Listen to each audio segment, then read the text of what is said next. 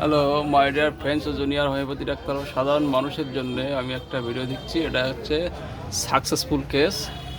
যাই হোক, পেশেন্টটা অনেক সময় দিয়েছিল, ধৈর্য ধরেছিল বলে তার এই সাকসেসটা হয়েছে।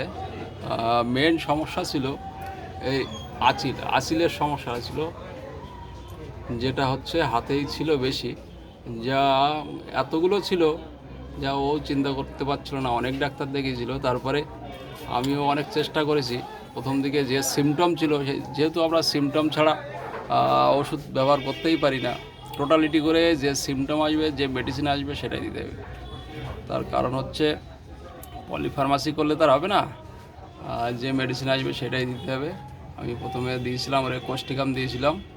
কোস্টিকাম দেওয়ার পরে প্রথম ডোজ দিকে কাজ করেছিল, তারপরে আর কাজ করছিল না। হঠাৎ দুটো তিনটে হুট করে বেড়ে গেল, ও ভয় পেয়ে গেল। তাই আমি বললাম তোমার যদি ধৈর্য থাকে তাহলে অবশ্যই কমবে। তাও ধৈর্য ছিল, এই ধৈর্যের জন্যে ও এটা ভালো আছে, কমিও আছে। তারপরে কস্টিকামের পরে নাইট্রিক অ্যাসিড ব্যবহার করেছিলাম। কেন ব্যবহার করেছি, আর পেশেন্টের সেই আসিলগুলো যদি প্রথম ভিডিও তোলা থাকতো তাহলে বোঝা যেত যে কতগুলো আসিল ছিল। এখনও কিছু দাগ আছে, দু একটা হালকা হালকা আছে, সেগুলো দেখলে বোঝা যাবে। দেখি, এই যে আসিলগুলো এখনও দাগ আছে, এতগুলো ছিল। এইগুলো এখানে হঠাৎ দুটো ছিল, তিনটে ছিল, তাই এত বড় বেড়ে গেছিলো, ভয় পেয়ে গেছিলো কোস্টিকাম দেওয়ার পরে। এই যে দেখা যাচ্ছে এখনও, এখন এইটা বিরাট বড় ছিল।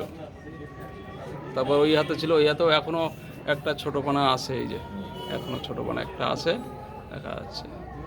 তা বলো, আর তুমি এর জন্য তো অনেক ওষুধ খেয়েছিলে না? অনেক ওষুধ খেয়েছি, অনেক ডাক্তার দেখিয়েছি, তাতে কোনো রেজাল্ট পাওনি? রেজাল্ট হয়নি। এখানে আমার ডাক্তারবাবু বললো যে ধৈর্য ধৈর্য ধরে খাও, ঠিক হয়ে যাবে। তাহলে এতে তুমি খুশি? হ্যাঁ, আমি খুশি, আমি খুব সাকসেসফুল। ও খুব খুশি। ও কিন্তু খুব আমার হাতে আনন্দিত। যেভাবে হচ্ছিল, খুব বিরক্তকর জিনিস, কারোর সামনে হাত দেখাতে পারতাম না। সেটা একটা বাজে জিনিস, কারণ আসিল যদি পরপর হতেই থাকে, অনেকে যেটা মুখে থাকে, আর ও হাতগুলো এমনভাবে হয়েছিল আর এত বড় বড় হয়ে যাচ্ছিল দিনের পর দিন, ও খুব ভয়ও পেয়ে গেছিল। এবার সিমটম ছিল ওর ইউরিনারি ইনভলন্টারি ছিল। তারপরে ওর গ্যাস হতো, একটা ঠান্ডার ধাস ছিল, একটা বার্নিং ছিল চেস্ট অ্যান্ড থ্রোট, তার মানে গলা বুক জ্বালা করতো খাওয়ার পরে। আর ইউরিন ইনভলন্টারি ছিল, চিলি পেশেন্ট ছিল, শীতটা বেশি ছিল, পায়খানা অপেন্সিভ ছিল, ডিজায়ারের মধ্যে মাংস খেতে ভালোবাসতো, দুধটা সহ্য হতো না, আর ডিমের মধ্যে 10% স্নেক, এটা আগে ছিল, এখন এগুলো নেই। আর রাগটা একটু বেশি ছিল, সিম্প্যাথি ছিল। মেনলি যেটা আমরা সিম্প্যাথি দেখি যে কস্টিকাম আর ফসফরাসে বেশি, কিন্তু নাইট্রিক অ্যাসিডও আছে ফসফরাস সিম্প্যাথি, সেটা হচ্ছে 3rd গ্রেড। এবার আমি যেহেতু এই সিমটমগুলো বেশি পাচ্ছি, কস্টিকামের সিমটম, তাই কস্টিকাম দিয়েছিলাম। ফেয়ার অফ ডগ আছে, যেটা কস্টিকামে আছে।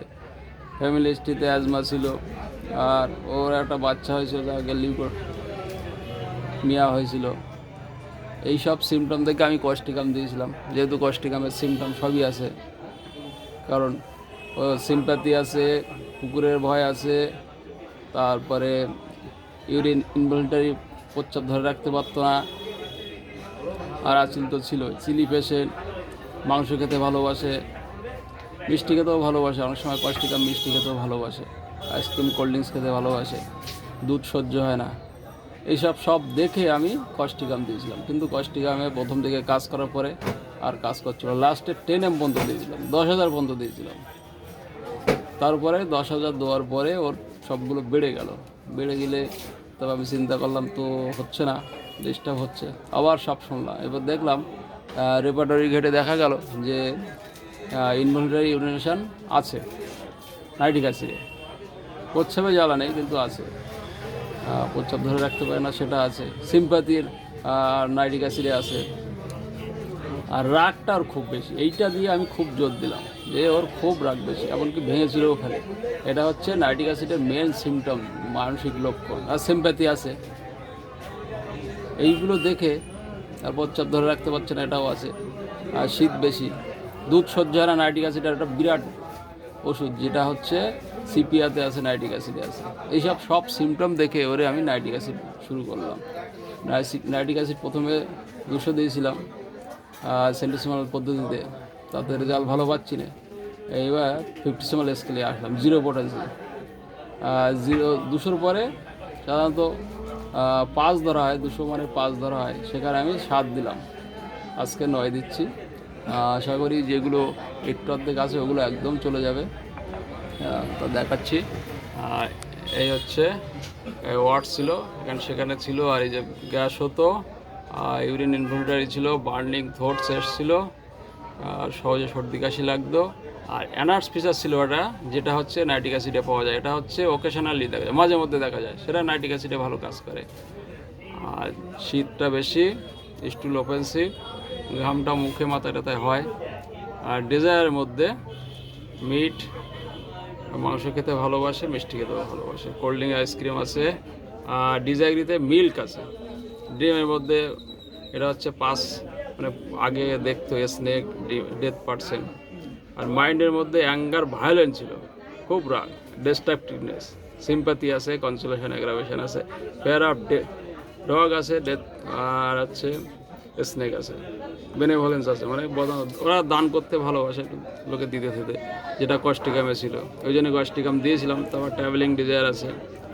আর 5 হিস্ট্রিতেও অ্যাজমা হয়েছিল, আর ফ্যামিলি হিস্ট্রিতেও সনের লিউকোমিয়া হয়েছিল।